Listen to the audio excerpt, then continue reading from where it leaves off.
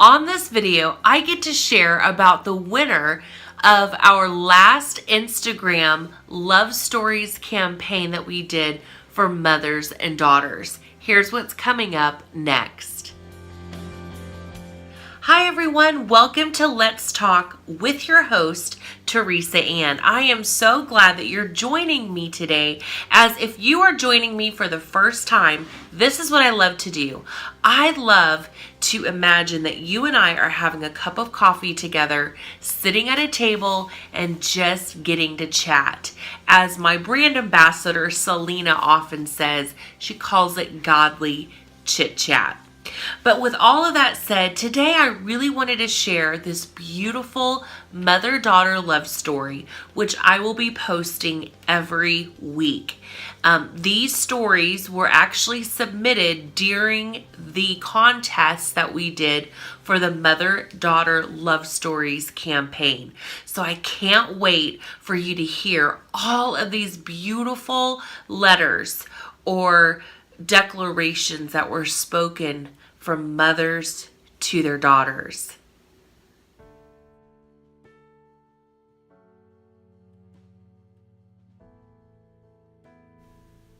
The winner's submission by Chandra at Rustic Resold. In 1998, I was 27, single, and working in the San Fernando Valley. Yep, I am an original Valley girl, like the cheesy song from the 80s. While on the job working in consumer lending, I happened to meet the man I would marry 3 years later. Mike was in sales and happened to frequent the same clients that I did. We were introduced and made a date for lunch, although I was the one who initiated it because he was pretty shy. As I was seated across from him on our first lunch date, he told me that he had lost his wife 14 months prior and was raising their 6-year-old daughter alone. He told me that his wife Loretta was his high school sweetheart. They had met when they were 14 and had been married 10 years when she passed away at the young age of 33. Her passing was completely unexpected, although she had been diagnosed with lupus as a teen.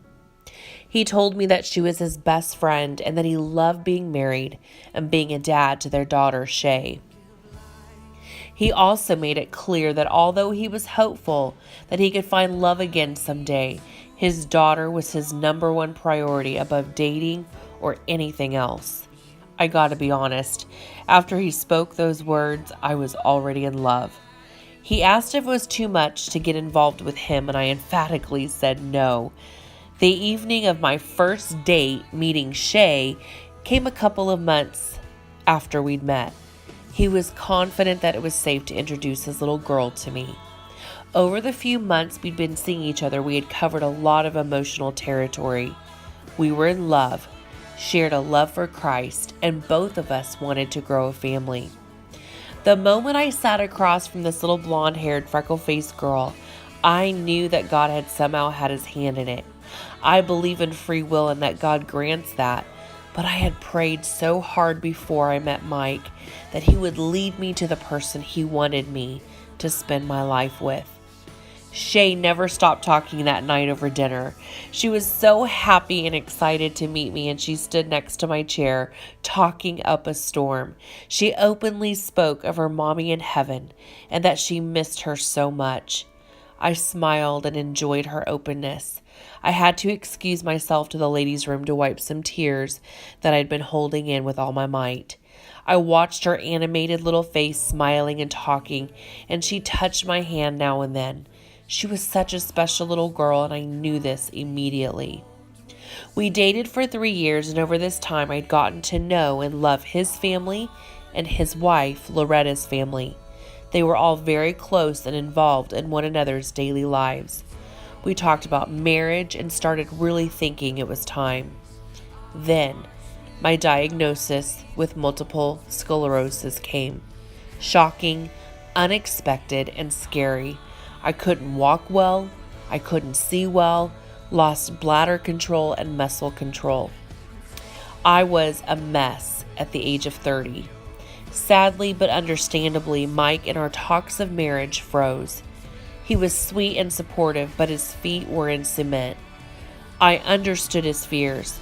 He'd lost his wife to an autoimmune disease, and Shaye still suffered with grief and the separation anxiety that comes with a child losing her mom. She didn't sleep well, had crying fits at school. It was tough. How could he take a chance with their future when we didn't know my long-term prognosis? I broke up with him, really, so that he wouldn't have to. He called me every day of the 2 months we were supposedly separated. He went to his pastor and had a heart-to-heart about us, and the pastor asked him if he could imagine life without me in it. His answer came in the form of an engagement ring that he and Shaye presented to me on the beach when they proposed to me. The three of us eloped to Carmel, and with little Shaye in a dress that matched mine, we said our vows before God. I had planned something special just for Shaye that not even Mike knew about. Shaye's mom, Loretta, loved butterflies, so whenever Shaye would see a butterfly, she believed it was her mom's way of saying hi. On the cliff of the beach, just after we'd all said our I do's, I handed Shaye some tiny white envelopes. She looked at me with her big blue eyes and said, "What's this?" I told her to open the envelopes very carefully. Big orange and black monarchs emerged, slowly opening their wings. A few flew off right away, but one stayed behind and parked itself on Shaye for a long period of time. I told her that her mom was here with us, celebrating our becoming a family. Her reaction of pure surprise and joy was priceless. After we were married, I moved into their home. I was careful not to start changing things around the way a woman would normally want to. I wanted her to accept me into her life, her home, and her heart, not as a replacement for her mom. Those are shoes that can never be filled, nor should they be. I wanted her to love me in her own time, on her own terms. We already loved one another, but our bond was almost that of a little girl and her friend, Chandra. Before we'd married, she'd sleep over at my place and we'd eat dinner and popcorn and watch Disney movies. Now, I was her stepmom. She asked me one day, "What should I call you now?" I said, "What do you like to call me?" She answered, "Chandra." "Then that's what I want you to call me," I said. She smiled and said, "Okay." After some time, Shaye would introduce me to friends as her mom, but she hadn't ever called me mom directly. I felt secure in knowing that Shaye felt loved by me in all the ways a mom would love her child, so that was enough for me. We had added 2 more children to the family, first our daughter Natalie and then our son Chad. It felt complete. Shaye was so happy to have a little sister and brother. One evening, we'd picked Shaye up from a long week at Christian camp. She was 16 at this time. She handed me an envelope and asked me to read the letter inside. She ran upstairs to her room. I opened a handwritten 4-page letter with the sweetest words I've ever read in my life. She told me that she loved me and knew I loved her like she was my own. She said that after all this time, she knew that I supported her the way her mom would have. She thanked me for taking care of her and watching home movies of her mom with her to keep her memory alive. She said that she had wanted to call me mom for a long time, but wasn't sure how I would feel about it. In this letter, she asked my permission to call me mom. Wow. I said a prayer that moment to God, a few words to Loretta too. Everything I'd hoped to hear someday were just handed to me on 4 pages of college-ruled notebook paper. Shaye is now a 25-year-old special needs teacher. I just watched her walk down the aisle with her dad as he handed her over to the wonderful man she married. I felt sadness that her mom couldn't be there to see how beautiful she looked, but I know she watched from the best seat in the house. We had over 100 butterflies for Shaye and Daniel to free into the air that evening. We also had a special seat next to Mike's and mine, just for Loretta. A sign was on the seat that said, "Wherever I am, there you'll be," just like the song. Sometimes I forget that I didn't give birth to her.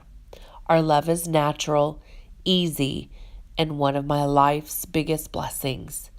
That saying comes to mind: though you did not grow under my heart, you grew in it. She is the first person to make me a mom, and I will always thank God for blessing me with my daughter, Shaye. Wow. Is there any, I don't even know of any other word to express the wowing that is just like beating in my heart as I read and hear that story. I want to say thank you to Chandra for sharing your story, your mother-daughter love story with Shaye. And for all the other people that submitted your mother-daughter love stories, just know that your story will be shared once a week for the next few weeks. I'm so excited. And if you have a mother-daughter love story that you would like to share, a personal one, please send it to letstalktv74@gmail.com. I would love to read your story, and we might just have time to actually share it as well. Keep encouraging others. Keep inspiring others by leading by example, because you are so needed and you are so necessary in this time that we're living in. So remember, this show is about bold inspiration, revealing God's goodness. Have a great day.